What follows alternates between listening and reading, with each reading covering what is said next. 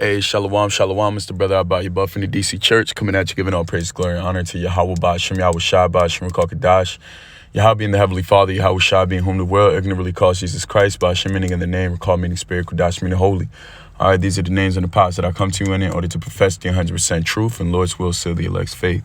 Shenya Kabak, Abwella Rakaza, Kanyam Naba Ith, meaning double honors to the elders and apostles of GMS in these times, whom the Heavenly Father had enlisted the 100% truth to, in order to be portrayed and conveyed to the elect.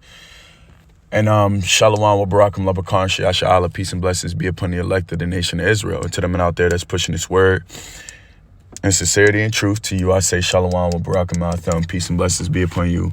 Now, without further ado, this video is going to be really quick, as much as I think it is. But I only really have one precept lined up for this. But this is just a reminder that I put inside, our chat that we have for our congregation. And I woke up today, I prayed. I was listening to a brother. I had a brother playing, the elder Manata Zakba. I had his video playing on my phone.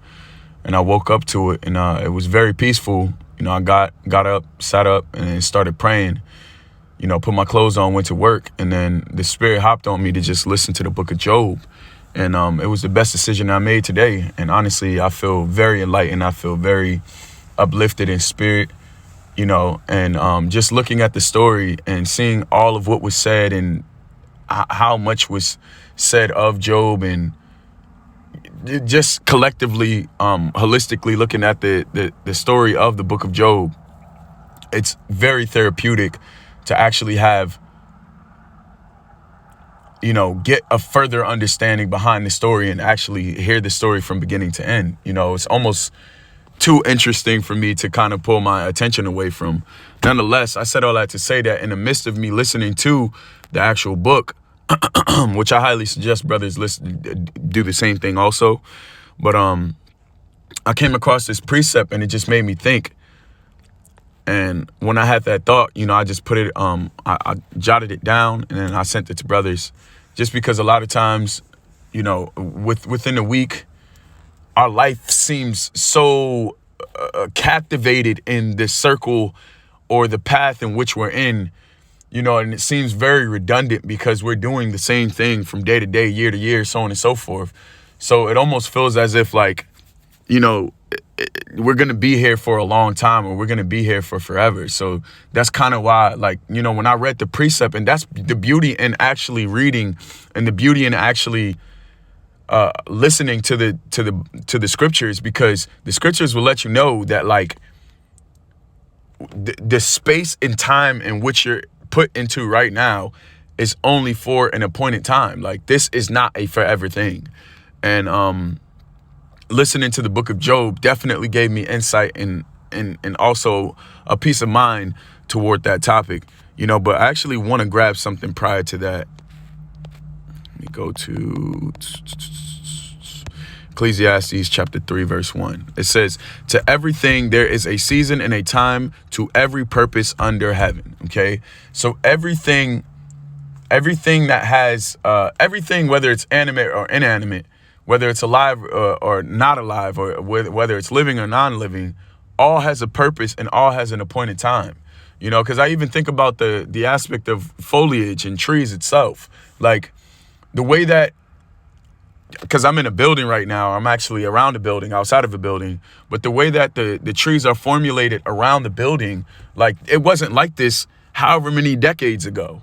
It was created like this, and these trees were grown, and they took their time to grow to be this way, so that they could formulate around this building, because this is how the Heavenly Father wanted it to be.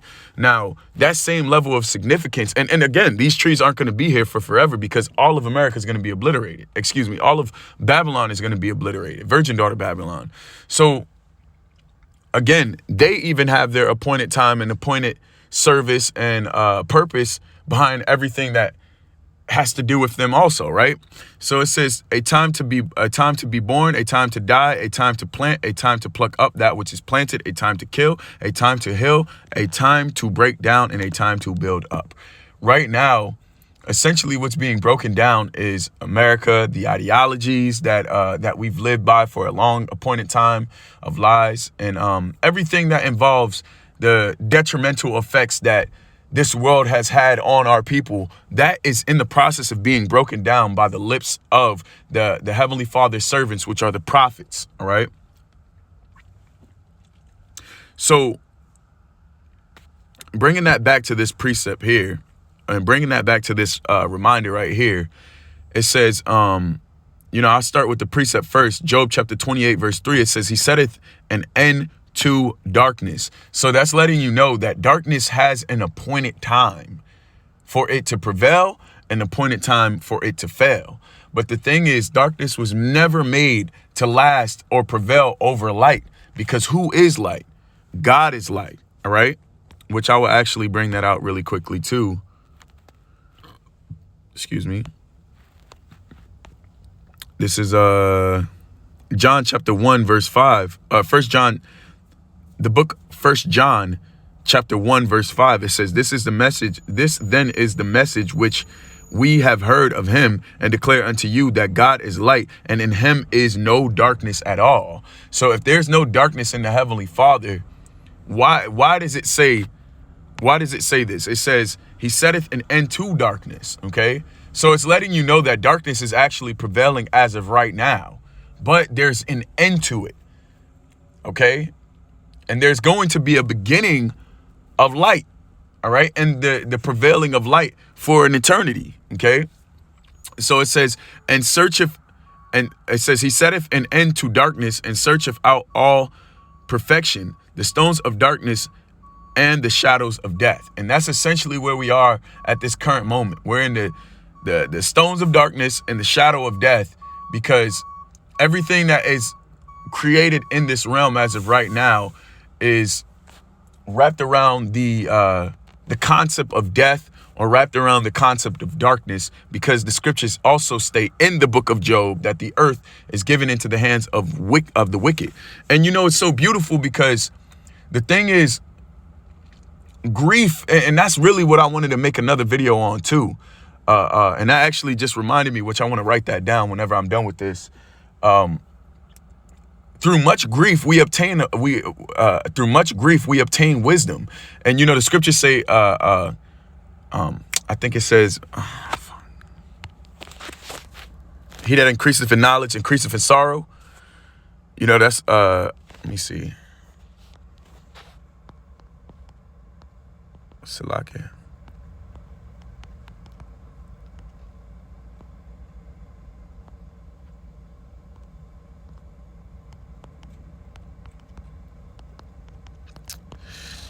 Yeah, this is in the same chapter. Could you look at that, right? Or would you look at that?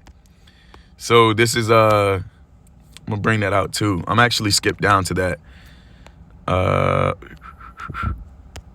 This is Ecclesiastes chapter 1, verse 18. It says, and much wisdom is much grief.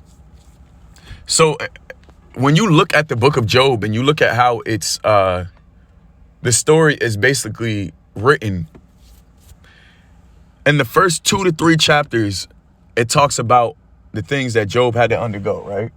Now, after it talks about the things that Job had to undergo, I'll say all the way from 4 all the way up until around 42-ish, which is around like how many chapters? Around like 30 something chapters. It's all dialogue of wisdom. It's all dialogue of the wisdom that you obtain through grief. Now, what Job was saying, yeah, it was wisdom involved in it, but at the same time, the Heavenly Father was his wrath was kindled against Job, because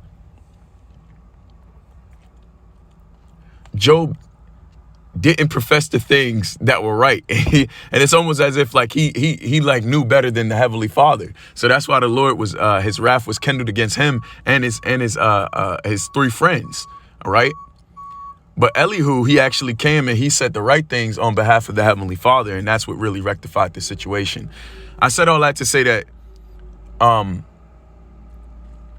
the wisdom that we obtain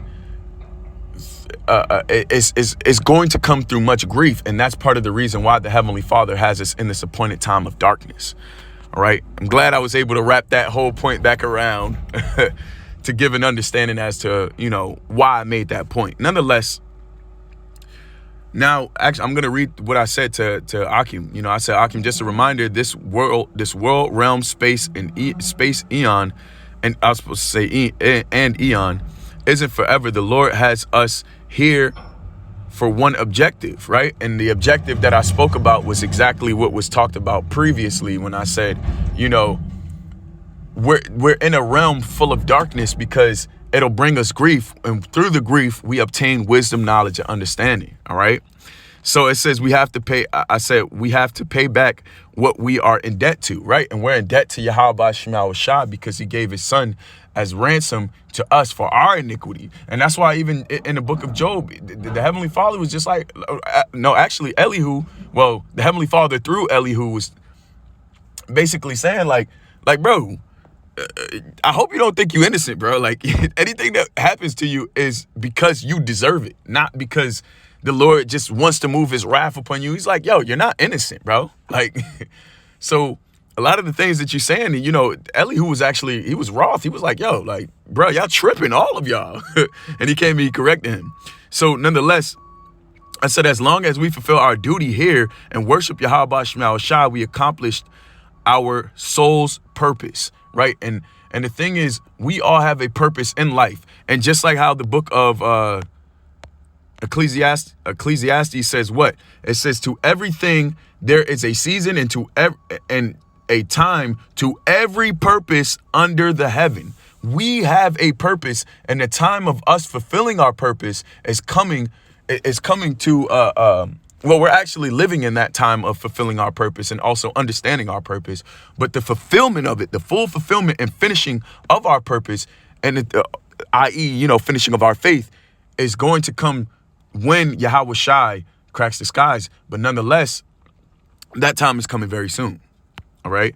And that's why, I said, as long as we fulfill our duty here and worship Yahweh Shema Shai, we accomplish our soul's purpose. The kingdom is at hand, Akim. Forge forward past all of the negativity, problems, tribulation, and trouble. Think upon the kingdom of heaven and realize this place is temporary. Shalom, Rab Ahab. Okay, so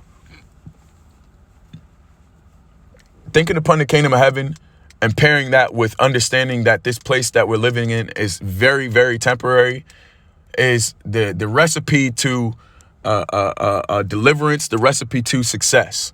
Okay. So when you have those two thoughts in your mind, it allows you to go through the process of the everyday things that we have to do, this fucking rat race that we're in. It allows us to go through these things and also have hope toward the end of it. Because, yeah, although it may be a month or more, although it may be a year, 2 years, 5 years, even sometimes, maybe even 10 years, Yahweh Shai is going to come back, and he's going to come back in our lifetime. That is a promise. Okay. The fulfillment of prophecy is happening literally right before our eyes, and the most prophetic fulfillments are actually coming to fruition, which is the micro C hip and the race war, Matthew's the 24th chapter. Okay, so just keep these things in mind, because these will allow you to this will allow you to help forge forward past all of the things that were mentioned, and furthermore, put yourself in more of an advantageous mindset so that you're able to live out your purpose and your fulfillment, and that is in Yahweh Shema Shai, right? He setteth an end to darkness. Job chapter 28, verse 3. He setteth an end to darkness and searcheth out all perfection, and the perfection is within us. We're searching out the perfection because what the scriptures say, be ye perfect as your Father in heaven is perfect. Okay. So we're indulging more in the Heavenly Father so that we can search out that perfection and get that wisdom, that knowledge, that understanding, right? The stones of darkness and the shadows of death. And these are also things that we have to search out too, which the Heavenly Father has given us opportunity to do so in this lifetime. All right. So with that, I give all praise, glory, and honor to Yahweh Shema Shabbat Shema Kakadash Shanya Kabak of all of Rakaz Aquim Naba Aith wa Shalom wa Barakum Labakar Shiasha. Until next time, I say Shalom.